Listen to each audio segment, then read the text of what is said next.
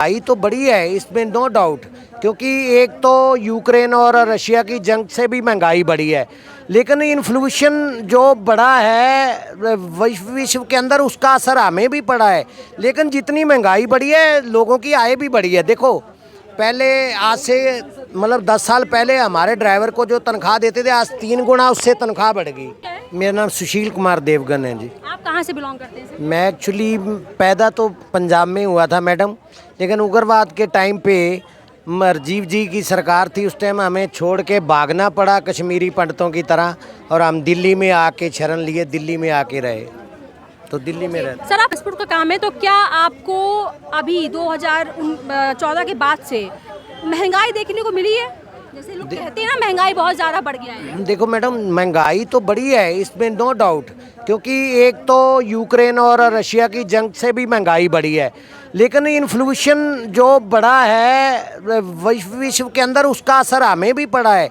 लेकिन जितनी महंगाई बढ़ी है लोगों की आय भी बढ़ी है। देखो पहले आज से मतलब 10 साल पहले हमारे ड्राइवर को जो तनख्वाह देते थे आज 3 गुना उससे तनख्वाह बढ़ गई, ठीक है जी। और पहले उसको 200 रुपये हम पर डे टीए देते थे, पर डे रोटी का खर्चा कह लो, टीए कह लो, तो आज हम पर डे उसको 1000 रुपया दे रहे हैं। अगर महंगाई बढ़ी है तो लोगों का आय भी बढ़ी है, उसका इनकम भी बढ़ी है। नहीं, जैसे लोग कहते हैं ना कि आप हिंदू मुसलमान आप हर चीज़ का बात करते हो, लेकिन ये मीडिया के ऊपर भी अटैक करते हैं। आप महंगाई पे तो बात ही नहीं करते हो, बेरोजगारी पे तो बात ही नहीं करते हो, क्योंकि अगर हमारी यूथ ही बेरोजगार रहेगी तो देश आगे बढ़ेगा कैसे? पहली बात तो ये मैडम, जितने भी ये विपक्ष के नेता हैं ना, ये खुद कोई ना कोई ऐसा तीर छोड़ते हैं जिस पे वो जब जवाब देते हैं बीजेपी वाले, और इनको बाद में उसको हिंदू मुस्लिम जानबूझ के करवाते हैं। दूसरा आपका सवाल क्या था? बेरोजगारी पे कोई बात नहीं करते। बेरोजगारी पे बात नहीं करते हैं।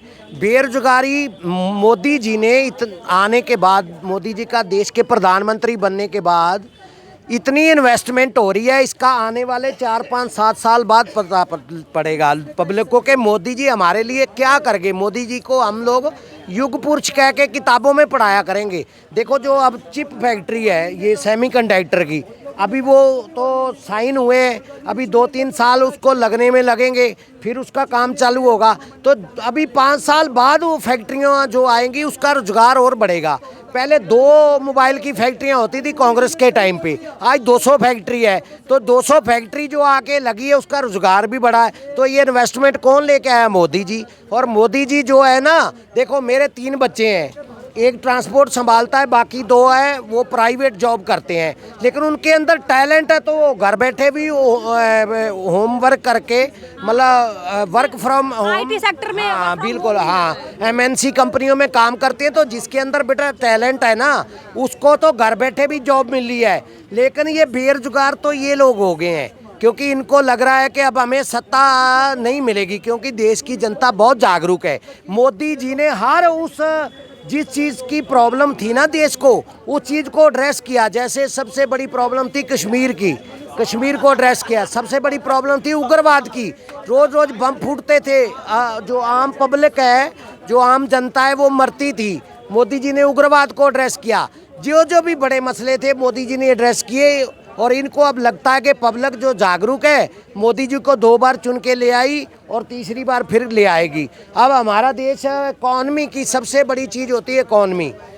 इकॉनमी होगी तो देश का कल्याण होगा। अगर आपके जेब में पैसा होगा तो आप सुख सुविधा सारी खरीद सकते हैं। तो मोदी जी ने 11वें नंबर से उठा के देश को 5वें नंबर पे ले आए हैं। अब और इनकी गारंटी है कि आइंदा मैं आने वाले पहले 3 में लेके आऊँगा। ये नहीं बोला उन्होंने तीसरे पे, पहले 3 में।